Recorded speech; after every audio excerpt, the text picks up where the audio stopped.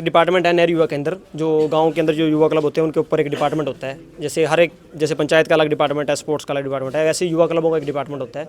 उस डिपार्टमेंट के अंदर 16 वॉलंटियर हर साल सरकार द्वारा रखे जाते हैं, जो ब्लॉक लेवल पर रखे जाते हैं, जो गाँव के जो युवा क्लब है उनको सूचना देते हैं जो सरकार के कार्यक्रम आते हैं। तो हर साल सरकार द्वारा ये पोर्टल ओपन किया जाता है 1 मंथ के लिए, तो उसमें सभी ऑनलाइन अप्लाई करते हैं और जिसकी हमें जो इन्फॉर्मेशन होती है वो सरकारी मतलब ऑनलाइन ऑफलाइन और समाचार खबरों के द्वारा हमें मिलती है।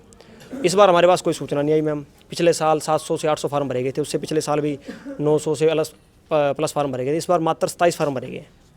वो जो जिनको इनके अंदर बैठे थे ऑफिस वाले, उन्होंने भर दिए होंगे अपने रिश्तेदारों के, लेकिन हमारे किसी भी युवा क्लब के पास उसकी कोई सूचना नहीं है। तो फिलहाल आपकी क्या कुछ मांगे हैं? हमारी यही मांग है भी जो इनका इंटरव्यू है वो रद्द किया जाए, इसका पोर्टल ओपन किया जाए ताकि हमें एक बार मौका मिले, हम हमारा अप्लाई करें फार्म। हाँ, जिसको रखना आप रख लेना, कोई दिक्कत नहीं, पर हमें मौका तो मिले।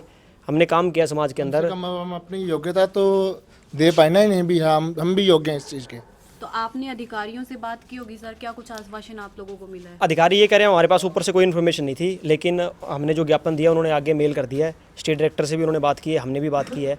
हम हमारा लेवल पे प्रयास करें भी किसी भी मतलब ये दोबारा पोर्टल ओपन हो जाए। अब पीछे भी होता आया है, ऐसी कोई बड़ी बात नहीं है, हो सकता है। अब हम हमारा प्रयास कर रहे हैं। अगर किसी कारणवश ऐसा नहीं होता है तो फिर आपका आगे का क्या कुछ रणनीति रहने वाली है? ये अकेला मुद्दा नहीं है मैम, इनके मुद्दे और भी है। हमें कार्यक्रमों की सूचना नहीं देते।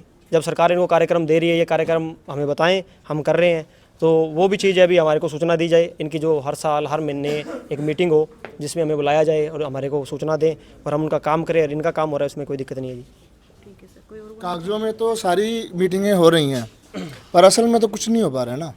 अब 90+ जो क्लब हैं, किसी पिछले 2 साल में किसी के पास कोई सूचना नहीं है। उसकी वजह क्या है? यही वजह है भी ये बस 4 जने बैठे हैं, 2.5 टोटरू बैठे हैं। पंजाबी में कहावत थी भी 2.5 टोटरू हो गए, चलो पूरे हो गए, तो वो चीज़ तो गलत है ना। ऐसा पहले भी कुछ हुआ है या पहली बार हुआ है सर? नहीं, ये पहली बार ही हो रहा है। ये पहली बार हो रहा है। पिछले 2 साल से ही ये चीज़ स्टार्ट हुई है, पहले ये चीज़ नहीं थी।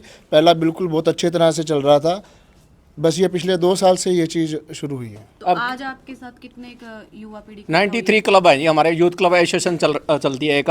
तो 93 क्लब में से प्रत्येक क्लब से एक साथी आया हुआ है। तो सभी को सूचना दी थी, तो एक साथी आया ज्ञापन देने के लिए।